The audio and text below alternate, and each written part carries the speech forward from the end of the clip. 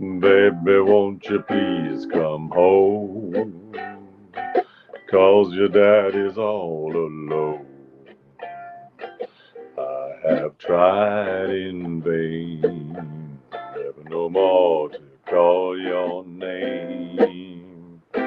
When you left, you broke my heart, because I never thought we'd part.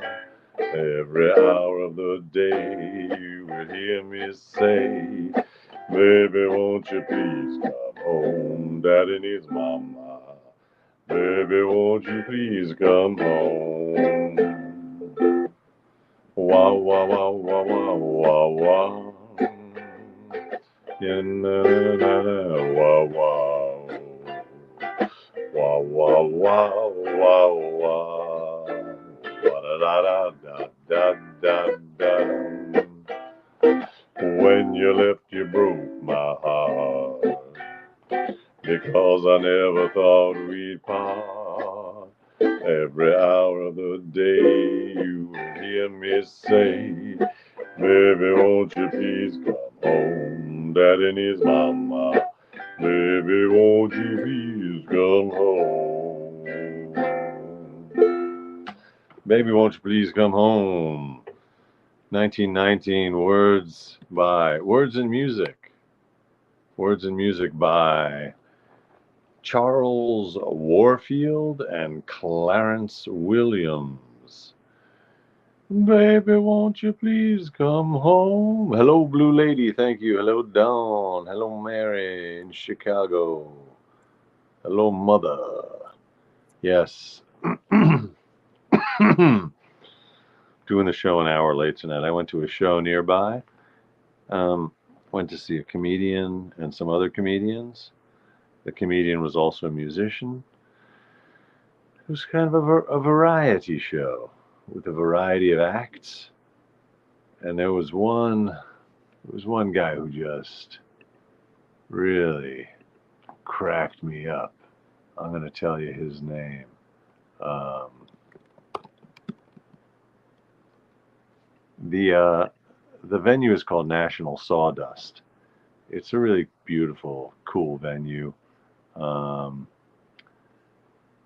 Kyle Dunnigan. That was the name of the Kyle Dunnigan. Um, the name of the comedian who did a couple of songs at the piano that were just really really funny. I liked his whole vibe. It says on his bio that he stars in Unfrosted, the Jerry Seinfeld movie, both as Johnny Carson and as Walter Cronkite. Apparently, he can also hear him doing impressions on the Howard Stern show. Anyway, I hadn't heard the guy before, but he was very funny, and some other funny acts and some good music. There was some Mozart, some Bach, all good, all good, good fun, good wholesome fun. Um, hey, Nuro, how are you?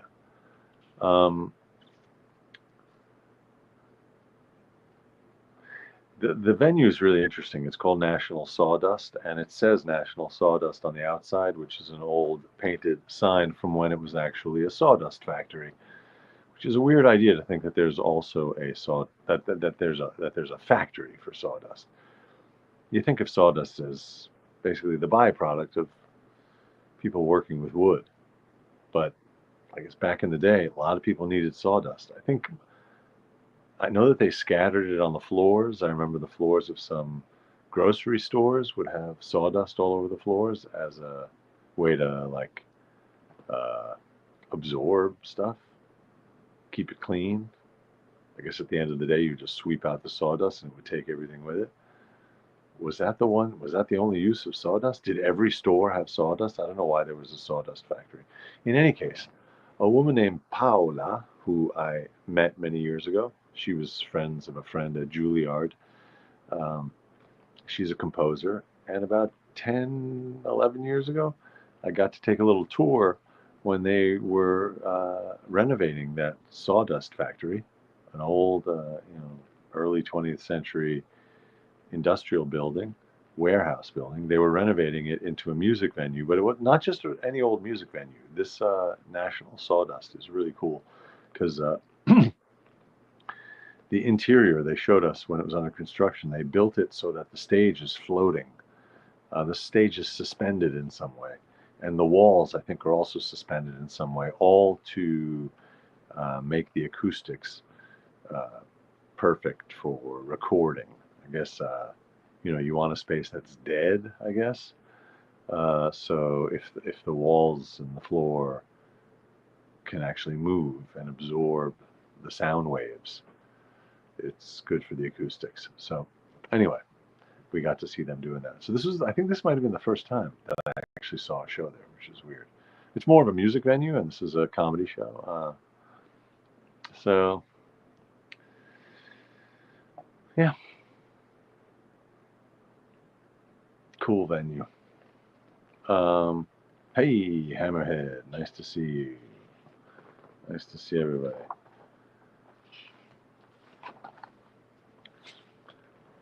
Today I auditioned for the part of a coat check guy in a movie, in a series, and also for the role of Degas, the artist, but speaking in English with a French accent, so that was a little bit funny. Um, Jill Lewis says sawdust-derived cellulose has also been used as a filler in bread. When cereals were scarce, sawdust was sometimes an ingredient in Kommissbrot. Oh my God. Wow. I wonder if the sawdust that was produced at this sawdust factory was food grade. Uh, Nuro says, you were born to play Degas. Well, thank you, Nuro. I'm going to look up what Degas looked like. I guess we know from some self-portraits. Uh, I don't think... Degas lived from 1834 to 1917. Oh, there he is. Oh, yeah, I could see it. Yeah. Uh, he was born Hilaire, like Hillary, Hilaire Germain Edgar Degas, a French impressionist artist famous for his pastel drawings and oil paintings. He also produced bronze sculptures and prints. He did those dancers, right? All those dancers. And yeah, he's the dancers. So there are actually some of those bronze dance sculptures of his in the Metropolitan Museum here in New York. And they're very memorable because they're bronze sculptures, but then he put actual fabric tutus on them. So they're bronze sculptures, but dressed in um, real live clothing. Um, Painting, sculpture, and drawing. At the beginning of his career, Degas wanted to be a history painter, a calling for which he was well prepared by his rigorous academic training and close study of classical Western art. In his early 30s, he changed course by bringing the traditional methods of a history painter to bear on contemporary subject matter. He became a classical painter of modern life. Born in Paris. Um, he was the oldest of 5 children of Célestine Musson Degas, a Creole woman from New Orleans, and Augustin Degas, a banker. His maternal grandfather was born in Port-au-Prince, Haiti, of French descent, and had settled in New Orleans in 1810. I did not know that Degas had a whole American and Caribbean side of his family. Interesting. All right, so that was one audition. So in the same series, I auditioned for 2 roles. One is Degas. It was really a one-liner, and then this coat check guy. Um, I think the coat check guy was a one-liner, also maybe a 2-liner, and then I had another audition. Oh, for the role of a sketch artist. So I had 2 artist auditions today. That was funny. For the role of a sketch artist. You know, a sketch artist who works for the police. Um, so this was for that show. Elspeth, which I've mentioned many times because I've auditioned now for, I think, as I've said, like every single episode. They keep having me audition, so maybe this was the one. We'll see. There's a beautiful Degas dancers at the Hillstead Museum in Farmington, Connecticut. Many famous paintings. Oh, good to know. Thank you. Hammerhead says, I just made a load of pita bread. Did you use any sawdust? That sounds good. Pita. Flatbread. Nice. Hey, Dawn. That's nice of you. Oh, Elspeth is your favorite show. Oh, that's cool. Yeah. Nice. Gonna lay down my sword and shield down by the riverside, down by the riverside, down by the riverside. Gonna lay down my sword and shield down by the riverside and study war no more.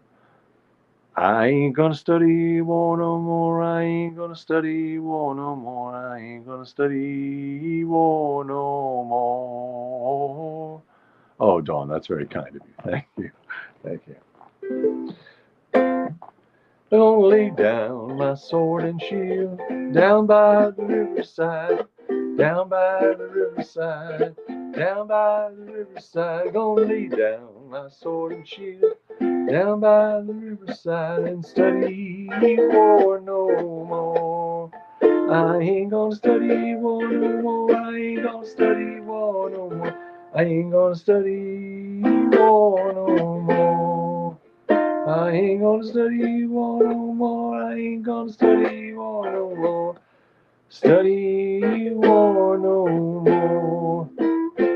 Yes, very good save, Dawn. Thank you for pointing that out, Mary. It's funny, I ain't gonna study war no more. It seems like this song is more about, it's not studying war, but it's not gonna, waging war. I'm not gonna wage war anymore. I'm gonna lay down my sword and shield. I'm gonna lay down my sword and shield. I'm putting my weapons down. I ain't gonna wage war no more. Why is it study? Why do you have a sword and a shield to study war? Unless it's like you have the class and then you have the lab. It's like the lab class where you actually practice war. I don't know. Blue Lady says, I haven't had a hot dog in 40 years. Good on you. Good thinking. It is the plywood of the meat world. It's all byproducts and it's disgusting. There's a hot dog diner across the street from me that does a hell of business. Strategy and tactics, Neuro says. Yes, the art of war. Study. Right. No, for sure. There's all that stuff to study in war. There's Clausewitz, there's Sun Tzu. I'm sure there's others.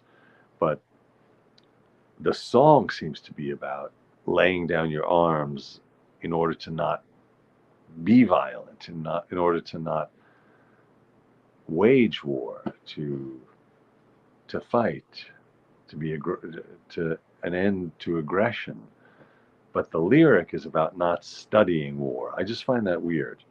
Why is the word study? I don't know. I'm gonna join hands with everyone down by the riverside, down by the riverside, down by the riverside. I'm gonna join hands with everyone down by the riverside and study war no more. War, good God, y'all. What's it good for? Absolutely nothing. Oh, yeah. Is that Hendrix? Is that Jimi Hendrix? Is that Arlo Guthrie? Is that Bob Dylan?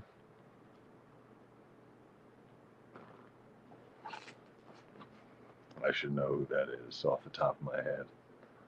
The Art of Theft. The Art of Theft.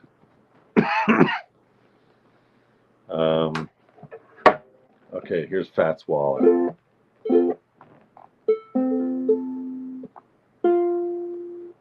No one to talk with, all by myself. No one to walk with, but I'm happy on the shelf. Ain't misbehaving, I'm saving my love for you. Ba-boom, ba-boom. I know for certain the one I love. I'm through with flirting. It's just you I'm thinking of. Ain't misbehaving. I'm saving my love for you. Like Jack Horner in the corner. Don't go nowhere. What do I care? Your kisses are worth waiting for. Believe me, I don't stay out late, don't care to go. I'm home about 8, just me and my radio. Ain't misbehaving, I'm saving my love for you, for you, for you. Um, Edwin Starr, that's the song, War. Okay, good to know. You know, I wrote out the transcription, the transposition rather. I transposed that down, but obviously I left out some of the chords. So, so that's why you heard some lacunae, some gaps in the accompaniment there. I got to make a note to myself to fill in those. Here's a better key. With this key. No one to talk with, all by myself. No one to walk with, but I'm happy on the shelf. Ain't misbehaving, I'm saving my love for you. I know for certain the one I love. I'm through with flirting, it's just you I'm thinking of. Ain't misbehaving, I'm saving my love for you. Like Jack Horner in the corner, don't go nowhere. What do I care? Your kisses are worth waiting for. Believe me, I don't stay out late, nowhere to go. I'm home about 8, just me and my radio. Ain't misbehaving, I'm saving my love for you. All right, well, that key is, at least there are no holes in the accompaniment, but the other key is more fun for my voice. That's Thomas Waller, also known as Fats. Thomas Fats Waller. Thank you, Mary. Thomas Fats Waller and Harry Brooks, with words by Andy Razaf, 1929. I was going to guess 36. 1929. I think someone asked what was my favorite opera role to sing. I don't know, man. I think, oh, sorry. Rocco was very fun. I gotta say, I think Rocco. Beethoven wrote one opera, Fidelio, 1804 maybe, 1812. Let's see, what year was Fidelio? Fidelio year, 1798. Okay. Oh, but it premiered in 1805. Rocco is the jail keeper, and he's the dad. It's a fun part. You know, there's video. I have video somewhere up there on YouTube. There's me doing a little bit of that role. I'll share it right now. Let's see if I can stick it into the chat. Da da da da da da da da da da da da da da da da da. This is from 15 years ago in Bozen in Bolzano.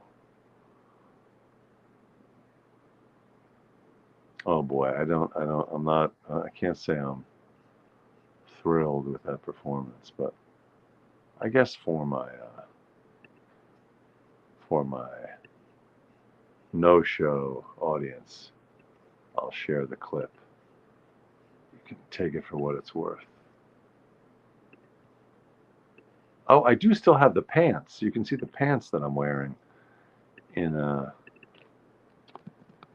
this production. They were custom made out of linen, And normally you don't, people are always like, oh, do you get to keep the costume? No, you don't get to keep the costume. But in this case, the costume designer was like, I made these for you. They're your size. They're yours. Just take them. So I have these brown linen pants that I actually just wore the other day. So here we go. I'm going to stick a link to that if you want to watch a little bit of it. I'll say this.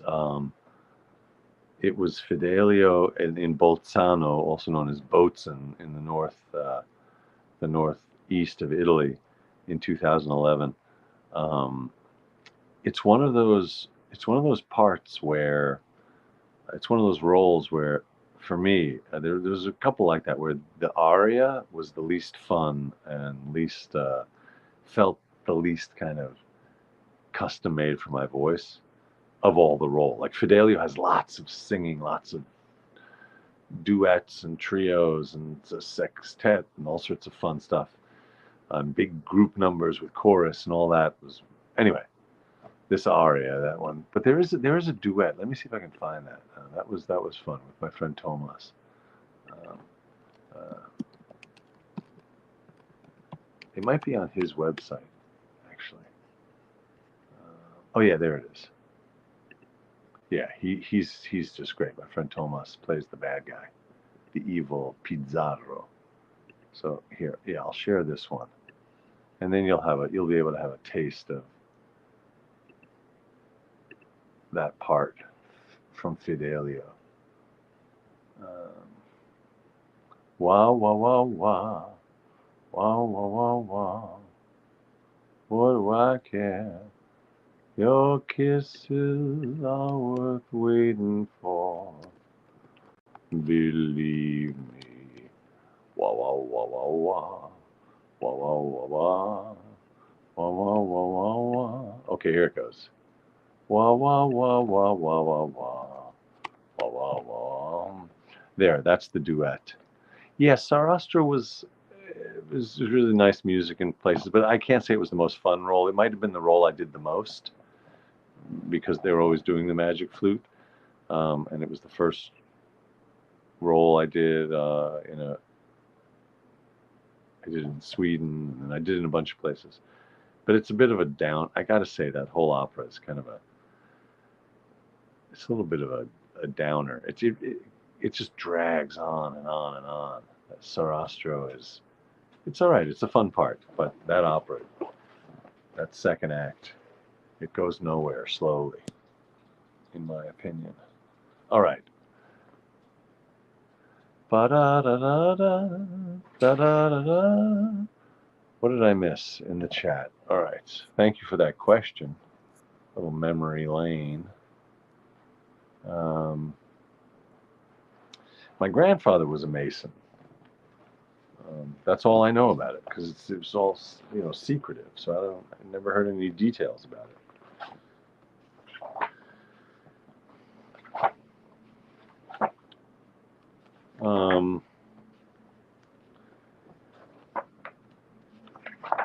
If anyone's looking for any encouraging news, there was some good starting at the 45, 46-minute mark in Feldman's show this morning. That was good, a discussion of the polls. I recommend that. The whole show was good, but starting at around 46 minutes, there was a very good discussion of polling versus forecasting. And then there's this stuff, hopium. Oh, good job, Mary. Good job voting. I put mine in the mail about 10 days ago.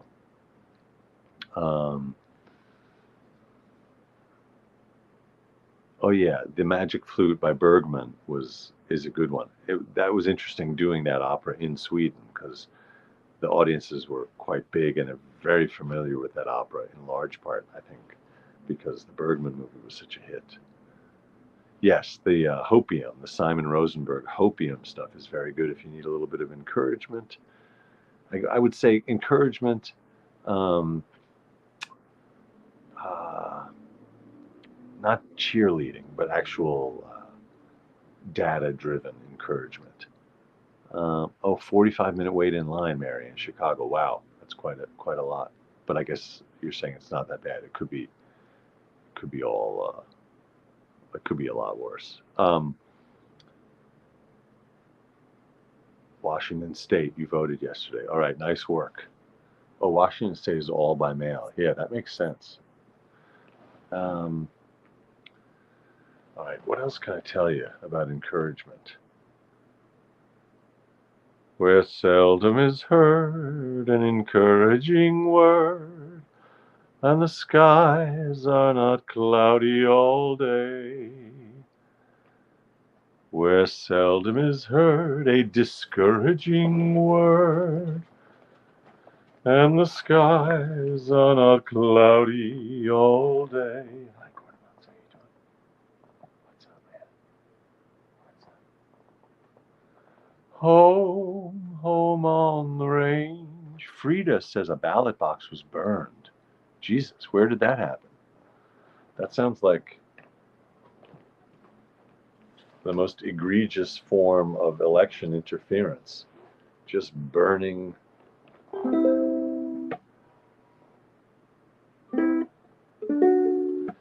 Oh, give me a home where the buffalo roam and the deer and the antelope play.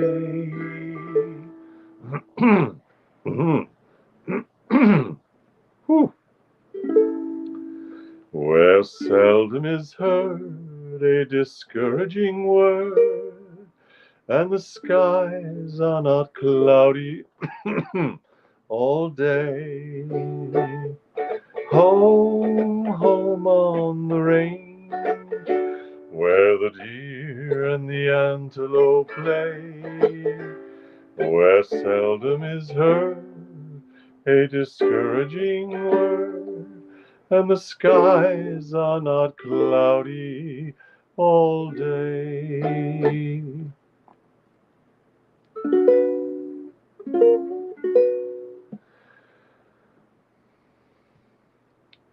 Home, home on the range, where the deer and the antelope play, where seldom is heard a discouraging word, and the skies are not cloudy all day.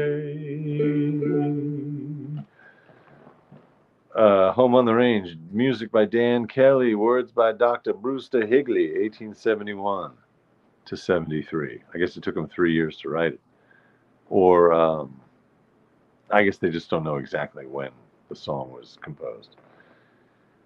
1873. Let's call it 1872. We'll split the difference. 1872. So ballots were damaged. Phoenix, we're talking about burning ballots. I don't know, man. I don't know anything about that. I guess I'll look it up. Wah, wah, wah, wah, wah, wah, wah, wah, wah, wah. Oh, give me a land where the bright diamond sand flows leisurely down by the stream, where the graceful white swan goes a-gliding along like a maid in a heavenly dream. Where the air is so pure and the zephyrs so free and the breezes so balmy and bright, light, that I would not exchange my home on the range for all of the cities so bright. I told the guy today down by the river that he should get some earphones because he's there every evening blasting his music on a Bluetooth speaker. Really crappy music, blasting it and dancing to himself. Sort of possibly a disturbed guy, but I asked the building that's down there if they could deal with it, and they wouldn't. So I said, look, man, you got to get some earplugs. And he said, yo, you're messing with my vibe. And I was like, well, you're not the only one here. There's 1,000 people around here. You're messing with their vibe. And he said, well, no one else complained. And I said, because people are scared of you, because you're scary looking. He's kind of moving around in his own. And then he said, Are you looking to get slapped? And I said, yes, I am. Do you know someone who might be able to provide that service? No, I didn't say that. I said, look, just get some headphones. Anyway, I knew that it wasn't going to go well asking the guy, but it's just day after day. He's down there blasting his music. Anyway, that's a little bit of news from the neighborhood. We'll see how that progresses. All right. I wish everyone an evening of calm and peace and equanimity and maybe a little joy, satisfaction, fulfillment, and sleep. Now, Hammerhead, he didn't say, "Are you looking to get spanked?" He said, "Are you looking to get slapped?" It's different. I guess actually spanking is a subset of slapping, because spanking is like on the tuchus. So a spank is a type of a slap, I suppose. You wouldn't spank someone on the face, I don't think. All right, but we're getting lost in some minutia. All right, thank you very much. Thank you for tuning in. I'm Ethan. Thank you for your eyes, for your ears, for all of your senses. Thanks for being here. And I look forward to seeing you again. Oh, wait, tomorrow night. Oh, at 9, I have a 20-minute reading. I'm reading a role on a Zoom reading of a new play. So I'll be here, I think 9:30. I'll see you here tomorrow, tonight. Slappy, slappy, slappy. I'll see you at 9:30 tomorrow night. Thanks, everybody. Have a great night. Bye.